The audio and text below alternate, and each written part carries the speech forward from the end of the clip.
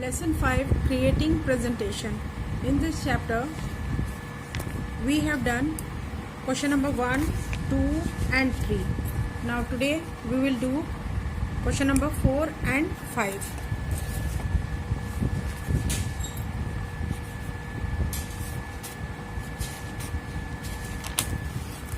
Question number 4. Name the different types of slide views in PowerPoint. There are 4 types of slide views in PowerPoint.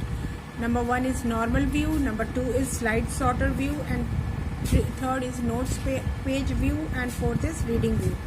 So the answer will be different types of slide views in PowerPoint are number 1 normal view, number 2 slide sorter view, number 3 notes page view, fourth is reading view.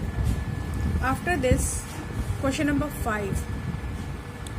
What do you understand by slide sorter view and reading view? Here we have to give a definition of slide sorter view and reading view. Slide sorter view. It shows all the slides in the presentation together. All the slides are shown here together.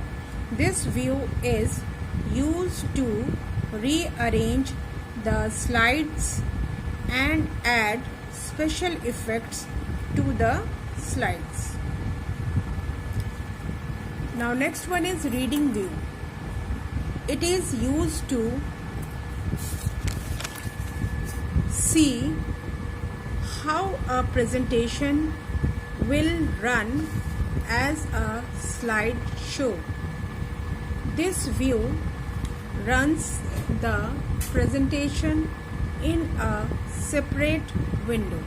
So these are the 2 remaining question answer which I have explained you, or which we have done in this video, and after this we will do some exercise like fill in the blanks.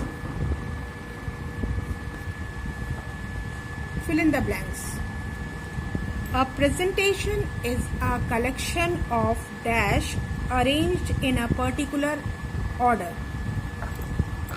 A presentation is a collection of slides. So write slides here. A presentation is a collection of slides arranged in a particular order. Number 2 is a dash is a ready to use design of a presentation. So it is a template. A template is a ready to use design of a presentation. Third, a dash can be applied to one or many slides. Answer will be theme. A theme can be applied to one or many slides. Fourth one is a theme can be applied using the dash tab. Answer is a theme can be applied using the design tab.